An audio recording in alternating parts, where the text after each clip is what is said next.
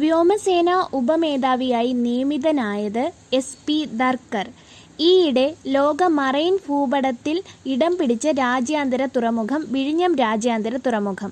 2024 നാലപ്പാടൻ സ്മാരക സാംസ്കാരിക സമിതി പുരസ്കാരം ലഭിച്ചത് ശ്രീകുമാരൻ തമ്പി.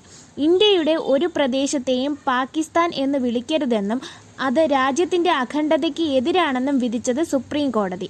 രാജ്യത്ത് ആദ്യമായി മേക്ക് ഇൻ ഇന്ത്യ പദ്ധതിക്കു കീഴിൽ തയ്യാറാക്കുന്ന ഡ്രൈവറില്ലാ മെട്രോ ട്രെയിനുകൾ സർവീസ് നടത്തുന്നത് ഡൽഹിയിലാണ്. മഹാരാഷ്ട്രയിൽ പ്രധാനമന്ത്രി നരേന്ദ്രമോദി ഉദ്ഘാടനം ചെയ്യുന്ന വിമാനത്താവളം സോലാപൂർ വിമാനത്താവളം.